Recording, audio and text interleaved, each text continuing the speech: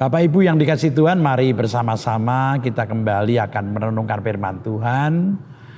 Hari Rabu tanggal 6 Juli 2022. Adapun tema yang hendak kita renungkan bersama-sama adalah saling menguatkan. Bacaan kita terambil dari Injil Lukas pasal 10. Lukas pasal 10 ayat 13 sampai 16. Mari kita berdoa lebih dahulu sebelum kita mendengarkan dan merenungkan firman Tuhan. Mari kita berdoa lebih dahulu. Tuhan Allah Bapa yang penuh cinta kasih, kami bersyukur saat ini Engkau beri kesempatan kembali merenungkan dan juga menggumuli firman-Mu Tuhan. Biarlah firman yang hendak kami dengarkan dan kami gumuli bersama-sama akan berguna untuk kehidupan kami, di dalam kami menjalani kehidupan kami Tuhan. Tuhan kami serahkan doa kami dalam nama Tuhan Yesus. Amin. Mari kita buka, kita baca Injil Lukas pasal 10. Lukas pasal 10 ayat 13 sampai 16. Yang demikian isi firman Tuhan. Yesus mengecam beberapa kota. Celakalah engkau Korazim, celakalah engkau Betsaida, karena jika di Tirus dan di Sidon terjadi mujizat-mujizat yang telah terjadi di tengah-tengah kamu, sudah lama mereka bertobat dan berkabung. Akan tetapi pada waktu penghakiman, tanggungan Tirus dan Sidon akan lebih ringan daripada tanggunganmu. Dan engkau Kapernaum, apakah engkau akan dinaikkan sampai ke langit? Tidak, engkau akan diturunkan sampai ke dunia orang mati.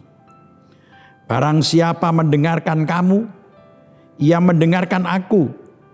Dan barang siapa menolak kamu, ia menolak aku.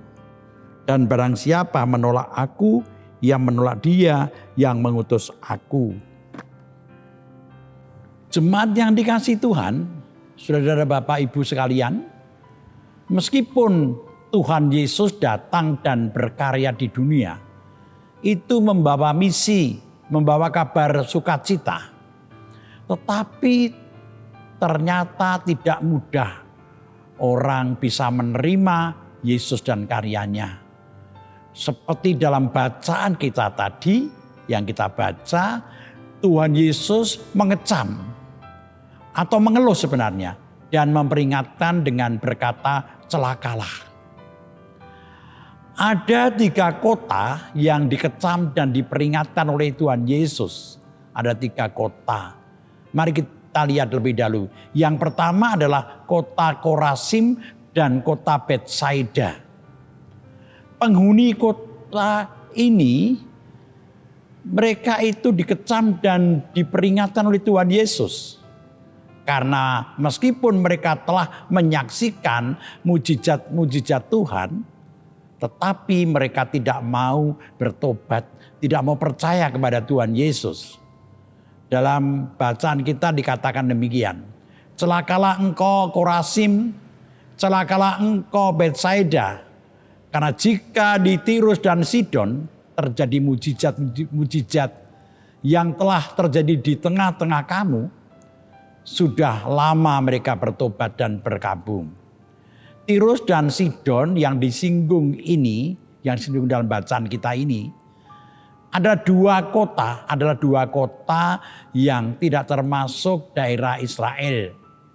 Maka 2 kota ini oleh orang Yahudi dianggap sebagai kotanya orang kafir. Sedangkan kota Korazim dan kota Betsaida itu adalah kota yang ada di wilayah Galilea. Jadi mereka termasuk wilayahnya Israel. Bapak Ibu Saudara, mujizat-mujizat di Korazim tidak dituliskan dalam Alkitab. Jadi kita cari di Alkitab, mujizat di Korazim tidak tertulis di situ. Sedangkan mujizat yang dilakukan oleh Tuhan Yesus di Betsaida, paling sedikit kita terima, kita baca di Injil Lukas pasal 9 ayat 11 sampai ayat 17. Mari kita lihat ayat 11 dulu. Dikatakan demikian. Akan tetapi orang banyak mengetahuinya, lalu mengikuti dia. Ia menerima mereka dan berkata-kata kepada mereka tentang kerajaan Allah. Dan ia menyembuhkan orang-orang yang memerlukan penyembuhan. Itulah yang pertama. Mujizat yang dilakukan adalah di Betsaida adalah penyembuhan untuk orang-orang yang memerlukan penyembuhan karena sakit. Ayat 12-17 yaitu mujizat yang lain. Yaitu Tuhan Yesus memberi makan 5.000 orang. Mereka sudah menyaksikan kuasa dan cinta kasih Yesus melalui mujizat yang dibuat Tuhan Yesus. Di mana Tuhan Yesus menolong orang-orang yang menderita. Tetapi mereka tidak mau percaya. Dan tidak mau menerima Yesus sebagai Mesias atau penyelamat yang dari Allah. Ada dua kemungkinan mereka menolak dan tidak percaya pada Yesus. Yang pertama adalah mereka hanya kagum. Kagum kepada mujizat Yesus. Tetapi tidak mau percaya pada Yesus. Toh itu sebenarnya terjadi sampai sekarang ini. Banyak orang-orang yang mengagumi mujizat dan ajaran-ajaran Yesus. Tetapi tidak lebih dari itu. Tetapi mereka tidak percaya Yesus adalah juru selamat. Ini yang pertama.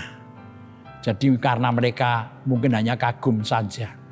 Lalu yang kedua, mungkin mereka menganggap Yesus hanya seperti guru-guru Yahudi yang lainnya. Tidak lebih dari itu. Yesus guru atau sederajat dengan guru-guru Yahudi. Maka kedua kota ini ditegur oleh Tuhan Yesus, dikecam Tuhan Yesus. Dengan teguran ini diharapkan mereka mau bertobat. Mereka bisa menerima Tuhan Yesus sebenarnya. Yang kedua, yaitu kota yang ditegur adalah kota Kapernaum. Kalau kita perhatikan ayat 15 yang isinya demikian. Dan engkau Kapernaum, apakah engkau akan dinaikkan sampai ke langit? Tidak, engkau akan diturunkan sampai ke dunia orang mati.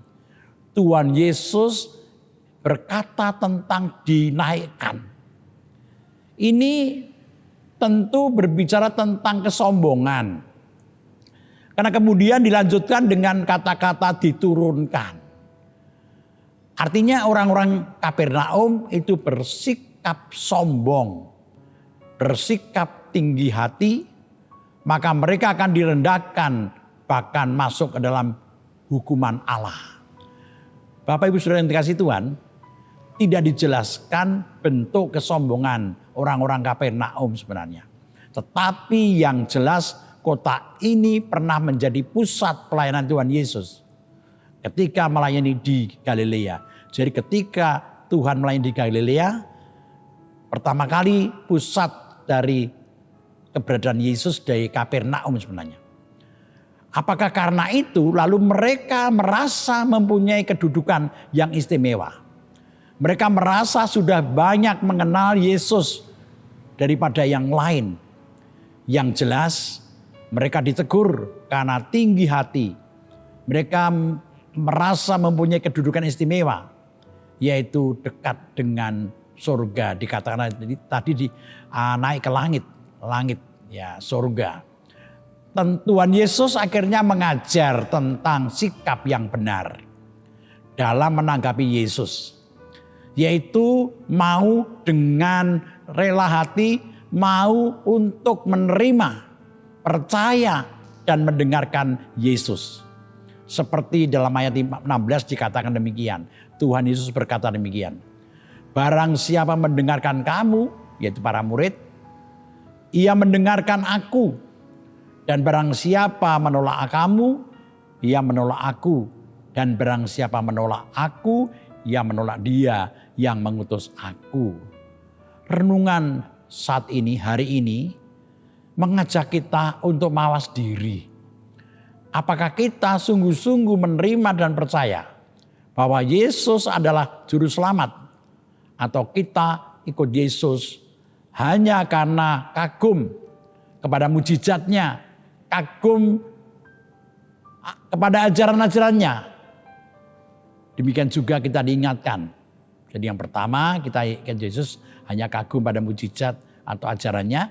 Demikian juga kita diingatkan untuk tidak terlena. Terlena karena merasa sebagai umat Tuhan yang mempunyai kedudukan istimewa. Sehingga kita menjadi tinggi hati dan merendahkan orang lain. Siapapun kita sangat mudah tergoda untuk tinggi hati karena kedudukan kita sebagai umat Tuhan tersebut. Maka kita perlu saling mengingatkan, saling menguatkan agar kita tidak tergoda menjadi tinggi hati dengan merendahkan orang lain. Seperti yang terjadi pada orang-orang Kapernaum. Biarlah kita tetap saling menguatkan, saling mengingatkan untuk supaya kita menghargai siapapun. Meskipun kita sebagai umat tebusan Tuhan, kita tetap menghargai orang lain. Kita menempatkan diri sebagai umat Tuhan yang rendah hati. Tuhan memberkati kita semuanya. Amin. Bapak Ibu yang dikasihi Tuhan, mari kita akhiri renungan kita dengan berdoa bersama-sama. Mari kita berdoa. Tuhan Allah Bapa yang penuh cinta kasih, Engkau Allah yang selalu menuntun kehidupan kami, seperti melalui firman-Mu saat ini, Kau mengingatkan kami agar kami menyadari akan kelemahan-kelemahan kami. Kami sering tanpa sadar, yaitu menganggap Tuhan Yesus hanya sekedar pembuat mujizat. Kami tanpa sadar menolak Yesus dalam kehidupan kami sebagai Mesias dan Juru Selamat kami. Demikian juga Tuhan kami Engkau ingatkan di mana penduduk Kapernaum dikecam Tuhan Yesus karena mereka tinggi hati. Mereka meninggikan diri merasa punya hak istimewa. Tuhan, terima kasih firman-Mu hari ini karena kami merasa sebagai orang-orang yang lemah Tuhan. Kami bersyukur karena Engkau mempunyai dan mempunyai rencana yang indah dalam kehidupan kami.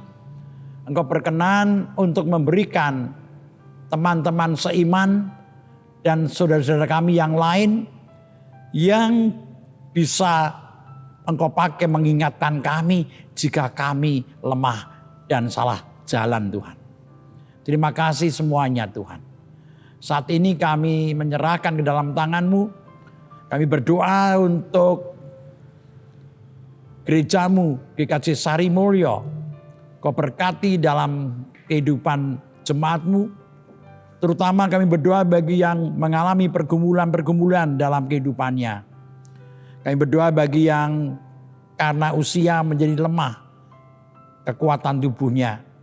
Berdoa untuk Ibu Rusmiati Buyung, Ibu Sarno, Ibu Tugira Sariman, Ibu Suparmo, Ibu Rusmiati Suhardi, Ibu Murjangkung, Ibu Endang Karno, Ibu Joyo Pawiro, Ibu Kun Mariatin Subardi, Bapak Sadal Paulus, Bapak Christian Dauribu, Bapak Elias Sariman, Bapak Ibu Sunarto Saputro, Bapak Repin Sukarsono, Ibu Mardi Utomo, Ibu Yatmi Artini Rusdi dan Bapak Suprapto.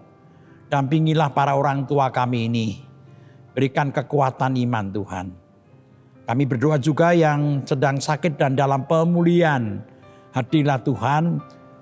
Hadirlah di tengah-tengah kehidupan Bapak Ibu Priyono, Ibu Ami Birowo, Anak Moresa, Bu Yohana Dewi, Ibu Sri Utami Suprapto, Bapak Ngatimin, Bapak Ibu Budiandono, Bapak Wilson Siagian, Ibu Ponirah, Bapak Seswo Prayetno, Bapak Saharun, Ibu Endang Saryanti Joko, Bapak Warsito Utomo, Bapak Larbadio, Bapak Prayetno Hadi, dan Ibu Wuri yang sedang menderita sakit. Semuanya Tuhan dampingi dan sembuhkan. Pulihkan dengan kuat kuasa-Mu Tuhan.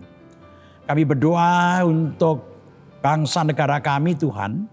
Berkatilah bangsa kami. Berkatilah segala rancangan bangsa kami. Rancangan dari pemerintah. untuk bisa mendatangkan ketentraman, kedamaian, kerukunan, bahkan kesejahteraan di tengah-tengah masyarakat Indonesia ini.